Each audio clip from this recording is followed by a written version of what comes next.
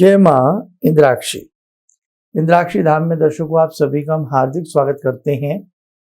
आज के दिन जिन जातकों का जन्म दिवस है, मैरिज एनिवर्सरी, उन सभी को हमारी तरफ से बहुत बहुत शुभकामनाएं।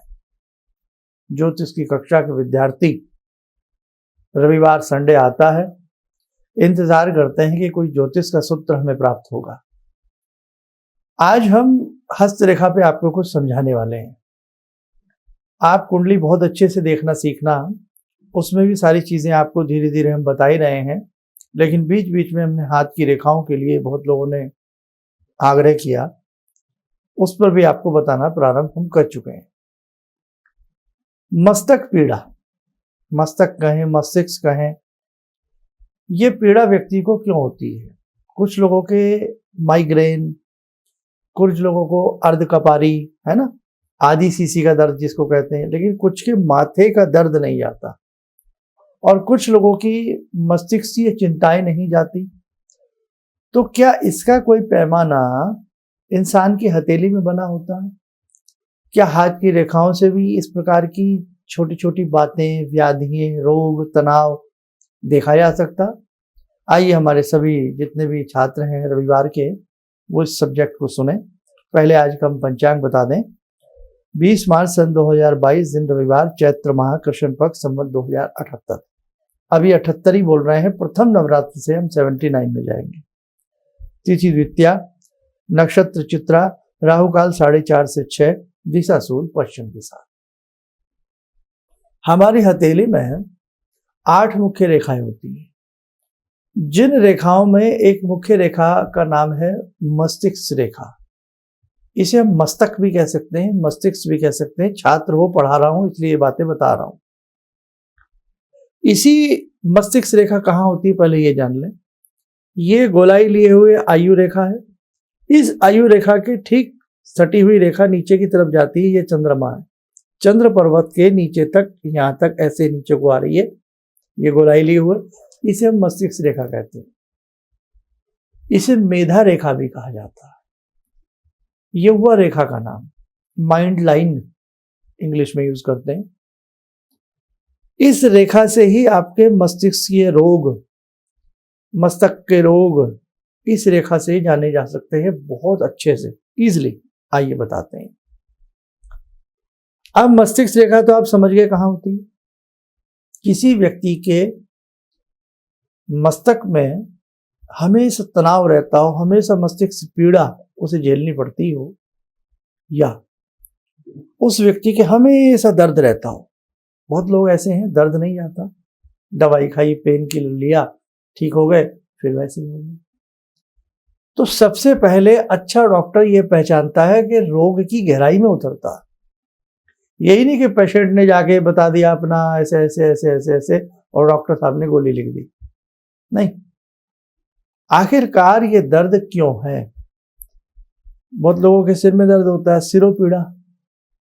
तो उस बहुत लोगों के सिर में दर्द हो रहा है, पेट में गैस बन रही है, गैस टकरा रही है और सिर में दर्द हो रहा है। तो इलाज सिर का नहीं होगा, वहां पेट का इलाज हो। समझ गए ना? अब आप जाके मेडिकल स्टोर पे सिर की दर्द की दवाई लेने लगे, बात बनेगी नहीं साहब, नुकसान देने लग जाएगी कुछ दिन बाद वो टैबलेट आपको। ऐसे ही एक सफल ज्योतिषी जो होता है, आपको अच्छा ज्योतिष बनना है, अच्छा ज्ञान सीखना है, तो वस्तु स्थिति की गहराई में जाना पड़ेगा कि क्या कारण है ऐसा होने का। अब आपने मस्तिष्क रेखा पहचान ली, व्यक्ति की हथेली में कहाँ होती है। यदि किसी भी जातक की मस्तिष्क रेखा पर ऐसे लहरेदार रेखाएं उसे काटती हों, तो ऐसे व्यक्ति को मस्तिष्क की पीड़ा झेलनी पड़ेगी। सेकेंडली, यदि उस मस्तिष्क रेखा के ऊपर स्पष्ट रूप से त्रिकोण, 2 त्रिकोण बने हुए इकट्ठे, चाहे रेखा के मध्य भाग में, स्टार्टिंग में, मध्य भाग में, अंतिम छोर पर हो, कहीं भी, यदि त्रिकोणात्मक स्थिति बनी है, त्रिकोण तो आप पहचान ही लेंगे, ट्रायंगल की आकृति जो होती है, 2 त्रिकोण यदि मस्तिष्क पे बने हो तो भी मस्तिष्क से पीड़ा नहीं जाती। अब ये मत सोचिएगा कि वो त्रिकोण आपको दिख जाएंगे भाई। बहुत हिसाब से, ग्लास की सहायता से, या बहुत गंभीरता से, गौर के साथ आप उस हाथ को देखेंगे तो आपको उसमें जिसके ऐसी समस्या रहती है तो वो आपको नजर आ जाएंगे। इसी मस्तिष्क रेखा को कोई सर्पा आकृति की रेखा अपने आगोश में ले ले, मतलब जैसे हम किसी को भुजाओं में भर लेते हैं, ऐसी कोई रेखा उसे लपेट ले धागे की तरह।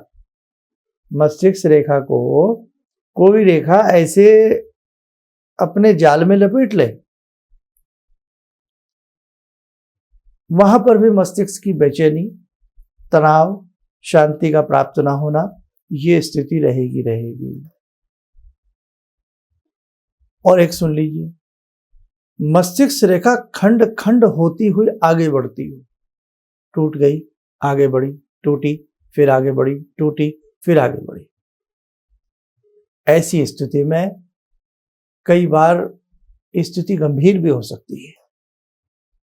कई बार वो व्यक्ति उन्मादी हो सकता है, कई बार वो व्यक्ति विक्षिप्त स्थिति में आ सकता है, और कई बार ऐसे व्यक्ति को पागल खाने का मुंह भी देखना पड़ सकता है। क्यों? ये मस्तिष्क रेखा का एंडिंग जो पॉइंट है वो कहाँ है? चंद्रमा पर है। चंद्रमा किसके स्वामी है? मन के स्वामी। तो जब जब पूर्णिमा आती है, समुद्र में बड़ी बड़ी ज्वार भाटाएं आती हैं, क्योंकि चंद्रमा का संबंध जल से भी है, मन से तो है, जल से भी है। और हमारे शरीर में कितना जल है सब जानते हैं, जल की मात्रा बहुत है। तो जो चंद्रमा है, जब पूर्णिमा आती है तो उस जल के ऊपर जो हलचल होती है वो व्यक्ति को प्रॉब्लम में ले आती है। इसीलिए हमने पहले भी बताया कि कई बार ये रिसर्च हुई है कि पागल खानों में सख्ती बढ़ा दी जाती है पूर्णिमा के आसपास, ताकि ये इस प्रकार की हरकतें ना करें। तो ये तो एक अलग सब्जेक्ट हो गया, खैर, लेकिन बात चल रही थी तो मैंने बात की। लेकिन व्यक्ति के सिरो मस्तिष्क की पीड़ा ना जाना, इस प्रकार की चीजें रहना, तनावग्रस्त रहना, ये भी आपके मस्तिष्क रेखा पर डिपेंड करता है। हृदय का रोग हो जाना, सिर का रोग हो जाना, नस नाड़ियों से संबंधित रोग हो जाना, उदर का रोग हो जाना, नाना भांति के रोगों की बातें भी इंसान की हथेली में छिपी है। अब कई बार आपके सामने डिटेल गलत है, डेट ऑफ बर्थ सही नहीं है, टाइम सही नहीं है, तो आप फंस जाएंगे ना। उस स्थिति में आपको हाथ देखने का तरीका भी आना चाहिए। इसके लिए हमारे जो पुराने पामिस्ट्री के पार्ट हैं उसमें हमने रेखाओं का भी ज्ञान कराया है, पर्वतों का भी ज्ञान कराया है। तो थोड़े थोड़े से हमारे वो पार्ट्स देख लीजिए, आपको समझ में आ जाएगा। तो आज के लिए हम इतना ही चाहेंगे। आइए समय हो चला आज की ध्यानमाला का। आज की ध्यानमाला में जुड़ते हैं भगवान बटुक भैरव जी से। ओम करकलित कपाला कुंडली दंडपाणी स्तरुण तिमिर नीलो व्याल यज्ञोपवीते क्रतु समय सपर्याद विघ्न विच्छेद हेतुर जयति बटुकनाथा सिद्धिदा साधकानां जयति बटुकनाथा सिद्धिदा साधकानां।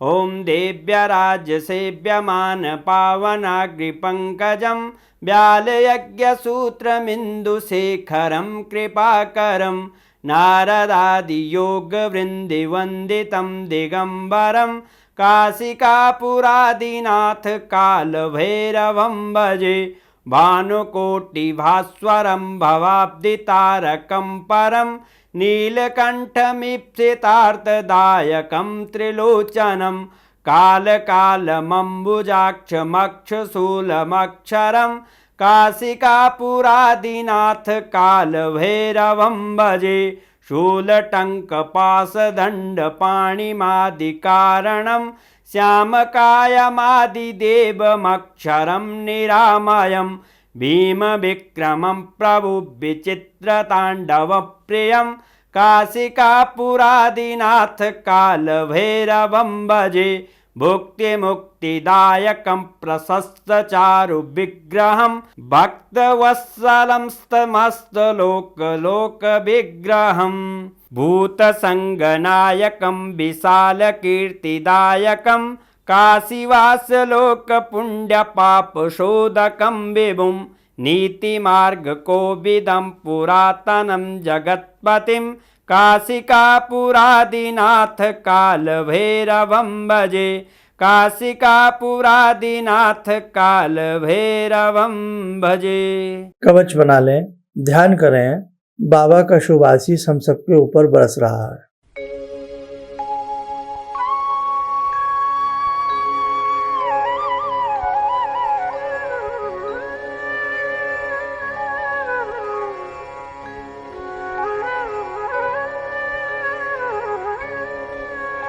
ओम बोलते हुए नेत्र खोलें, सामान्य हो जाएं। देखो साधकों, शत्रु बाधा हो, ग्रहों की बाधा हो या प्रेत बाधा हो, कोर्ट कचहरी की बाधा हो या कालसर्प जैसी स्थिति की बाधा हो, भगवान बटुक भैरव की साधना सिद्ध फलदायी मानी गई है। बड़े हिसाब से आप भगवान बटुक भैरव की साधना करें तो जीवन में बहुत अच्छा व्यक्ति के उसको रिजल्ट मिलता है। अब देखो, बहुत लोग इन चीजों पर विश्वास नहीं करते हैं, लेकिन ओल्ड इज गोल्ड, जमाना लौट रहा है फिर इन चीजों की तरफ। और भारतीय संस्कृति, भारतीय धर्म विज्ञान, भारतीय ज्योतिष, ये सारी चीजें बहुत गहरी हैं, इनमें अध्ययन की आवश्यकता है। फोड़पन से काम नहीं चलेगा, बहुत गहराई में इनमें जब आप जाओगे ना, आपको बहुत, जैसे डुबकी खोर होता है, समुद्र में उतर जाता है, मोती उसके हाथ लगते हैं। ऐसे ही आप छात्र हैं, ज्योतिष सीख रहे हैं, आपको इसमें रुचि रखनी पड़ेगी, आपको गंभीरता के साथ इस सब्जेक्ट को लेना पड़ेगा। जितनी गहराई में आप इसके उतरेंगे ना, तो ज्ञान रूपी मोती आपके भी हाथ लगेंगे, आप भी इसमें बहुत कुछ सीखते चले जाएंगे। खैर, हमारा ये प्रयास है, ये हर सप्ताह की निःशुल्क क्लास होती है, आप इससे जुड़िए और इससे कुछ ना कुछ सीखिए। अब हम अपने उन साधकों की बात करते हैं जो साधक संस्थान से जुड़े हैं। नाना भांति के कई बार रुद्राक्ष या जन्म पत्रिका के लिए हमसे जुड़ते हैं, तो जिन जिन का है करीब करीब हम सबको भेज चुके हैं।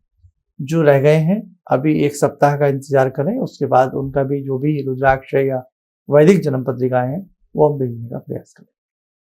आप स्वस्थ रहें, सुखी रहें, इन्हीं शुभकामनाओं के साथ हम अपनी वाणी को विराम देते हैं। जय जय अम्बे। गुरुजी, मैं गुवाहाटी से आई हूँ और मैंने टीवी में ही आपका प्रोग्राम देखा था, जिसमें आपने मुझे, मतलब मैंने सुना था, उसमें आपने हिम हंस सूर्य को देखते हुए बताया था 3 माला करने के लिए। वो मैंने जब से शुरू किया,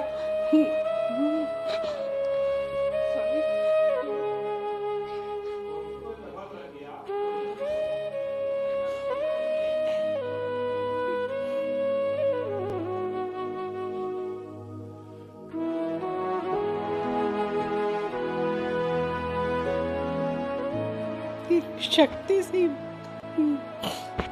मैं बहुत मुसीबत में रही हूँ।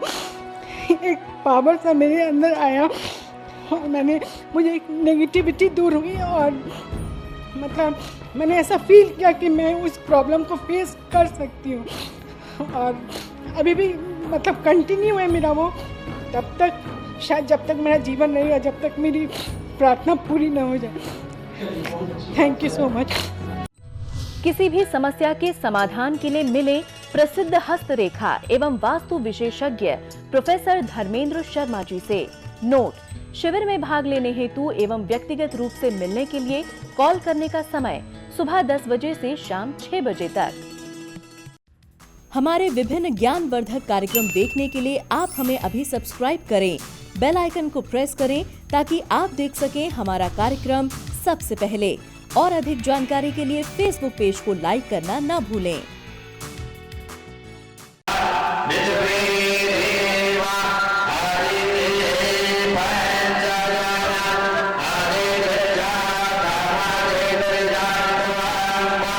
यमो